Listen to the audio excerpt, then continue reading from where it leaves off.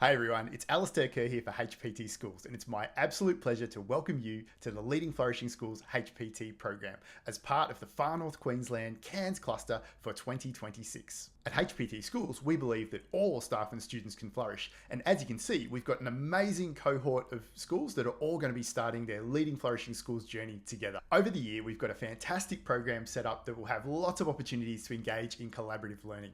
But before we go there, I'd like to share a couple of tips about how to get the most out of the experience. And this is where the School Leadership Team Book Club strategy comes in. Leadership Team Book Clubs allow for the development of a deeper, shared understanding of core concepts, as well as the ability to start conversations around how these key learnings can fit in a school's context. All you need to get going is your copy of the 4th edition of the Leading Flourishing Schools book, as well as the book club planner. And whether you're new to book clubs, highly experienced, or think it might be a bit difficult to get started, here are a few pro tips to help you along the way.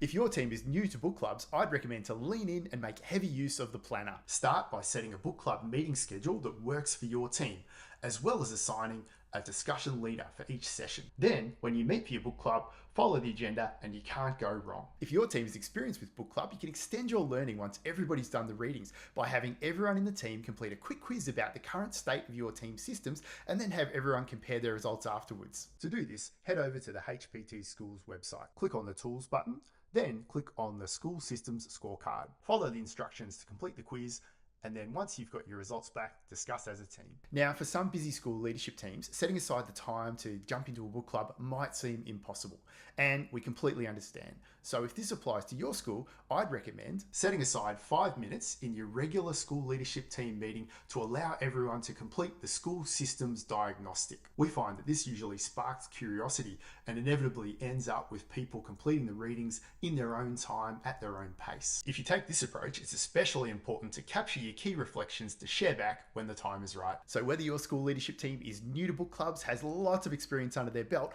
or thinks it might be a bit tricky to get started at this time of year, there's a few quick tips to make the most of getting ready for your Leading Flourishing Schools journey. We're super excited to meet you all in Cairns in a couple of weeks' time as we kick things off. Until then, my name is Alistair Kerr. Bye for now.